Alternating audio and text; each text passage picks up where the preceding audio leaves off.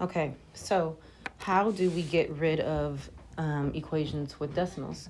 So there's only two steps that you need to know. So the first step, you're going to find the term with the most decimal places. Make sure you're writing these notes down. Find the term with the most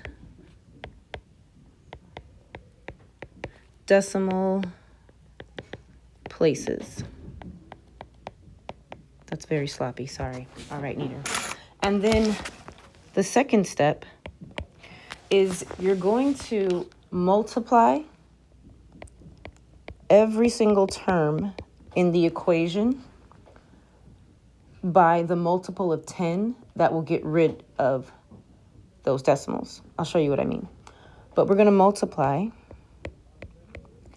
every term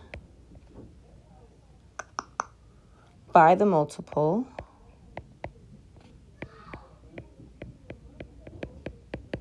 of 10 that gets rid of the decimal.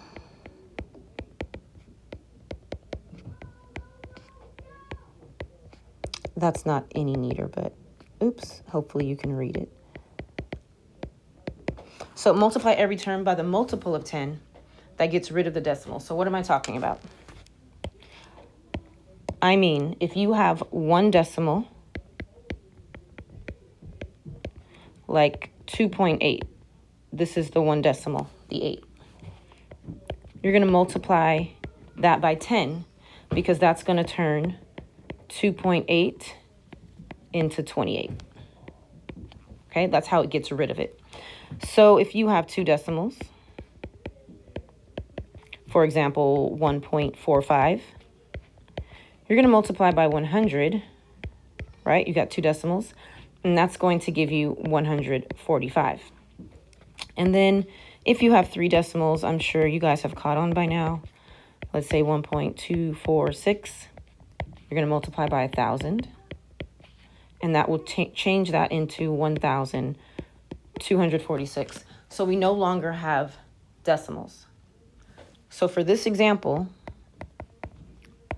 if I have 1 4/10 x plus 5 equals 6, what would I multiply by to get rid of my decimal? What do you think? You should have said 10. So that's it. That's how you clear decimals. On the next slide, you have kind of like a poster of these steps. So you just have a visual for yourself to refer back to.